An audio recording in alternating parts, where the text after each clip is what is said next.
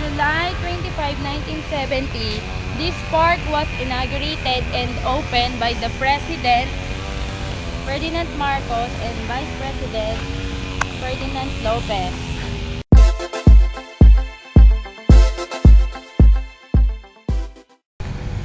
Andito po tayo ngayon sa lungsod ng Kalikasan, kung saan makikita natin ang iba't ibang klase ng mga ibon. Tara, silipin natin sila. Let's go! Philippine Hawk Eagle, isa sa mga ibon na makikita natin dito sa ating bansang Pilipinas. Philippine Hawk Eagle ay tinatawag sa French Philippines and sa Spanish Aguila Azor Filipina. Ibang kulay. Tapos, medyo medium size lang siya. Hindi siya masyadong malaki. Ito naman ng Filipino Hawk Eagle. Next naman is the Brahmini kite, which is Haliastur Indus scientific name niya. Contrastingly colored with chestless plumage except for the white head and breast and black wing tips. More scavengers than hunters. Naman ng Brahmini kite is yung next na bird na aanuhin naman namin is yung white-bellied sea eagle. So, asan na ba yung bird? Ayun, nakikita niyo naman, nasa taas siya nung ang hirap niya kasing kunan. Ayun, yung scientific name niya is Haliaetus leucogaster. Ang pronounce yun. Tapos, ito yung second largest bird of prey. Tapos, sea eagles are not true scientific eagles but are really giant kites. Sa kanila, ayun, naririnig nyo ba yung sound nila? Parang ito yung yung sound nila, dinidescribe siya as a loud, deep, goose-like honking. Honking, yun na nga yung narinig nyo.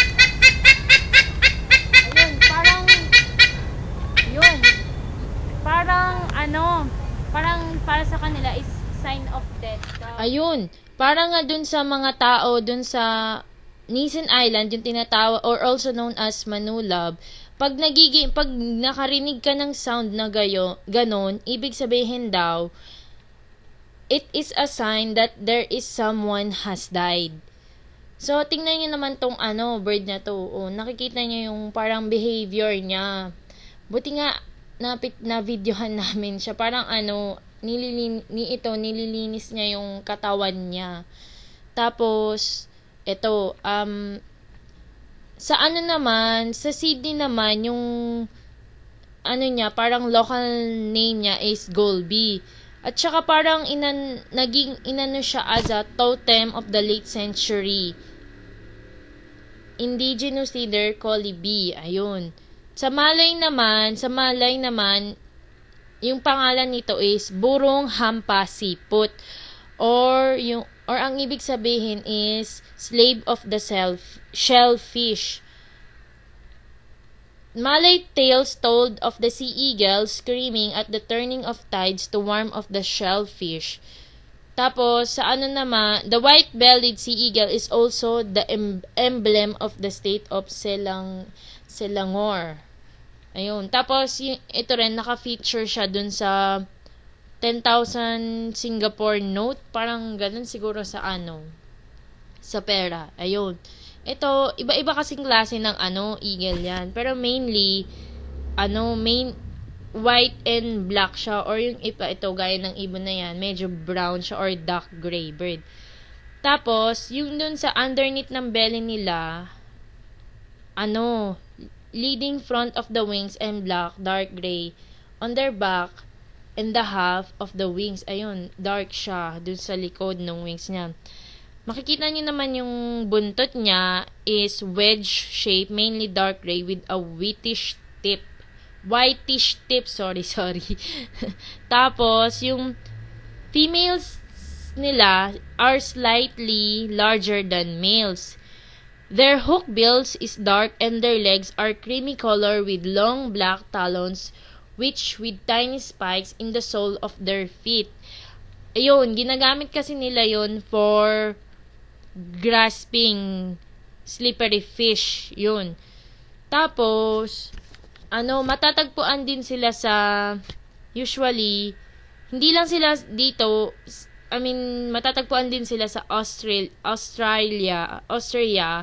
Makikita mo rin sila sa New Guinea, Indonesia, Southeast Asia, including India and China.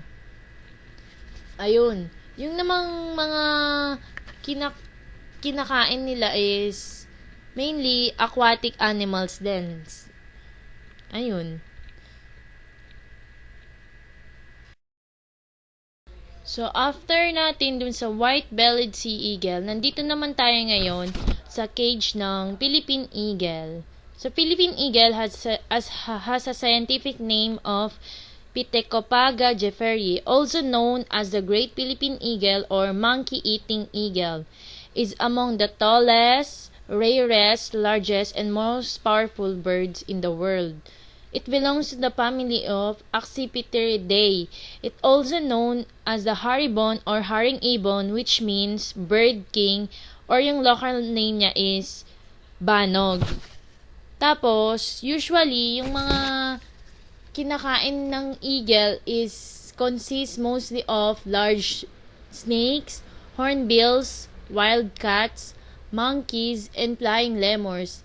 The Philippine, ayun nga, also known as the monkey-eating eagle kasi kumakain nga siya ng monkey. So, unti-unti, very rare na lang din sila kasi yung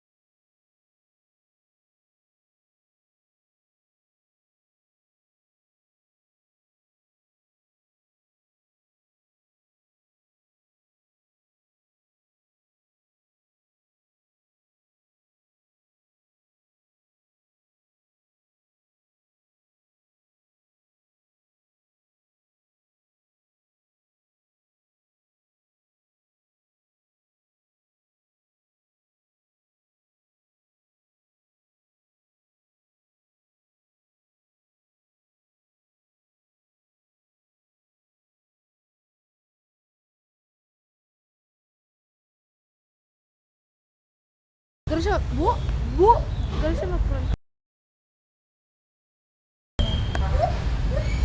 Binidyo ba yan? Yung iba, Video mo nila para Ano mo yan? makakuha mo.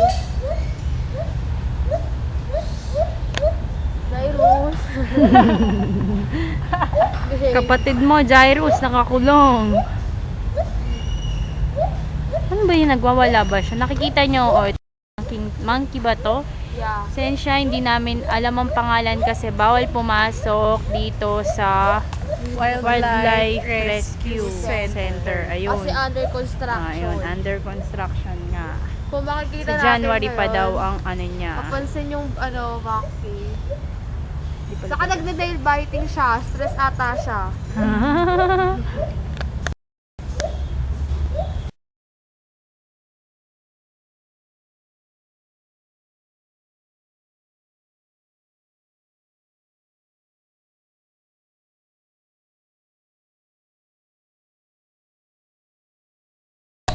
Puting ka lang!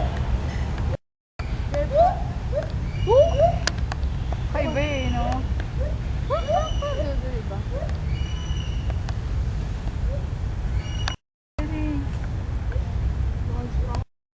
Tapos ang hilig niya mag-ganon ako, hindi na pala ako mag-nail biting. Stress siya eh. Kasi wala pa pagkain. Tingnan mo, nagpapalabas siya. Oh.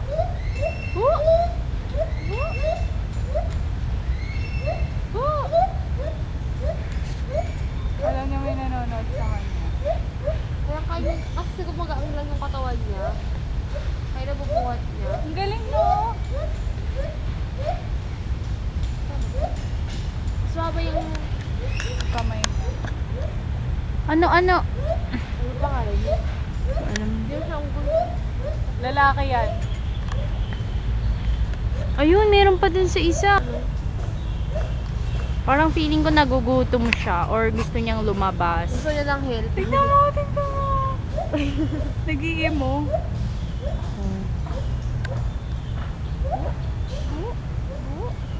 Gupit niyo. Parang malinis parang gupit. Ay, namin parang kubeta. Hindi masyadong maano. Tae-tae dyan na nakakalat. Malinis. Ayun pa pala yung pala.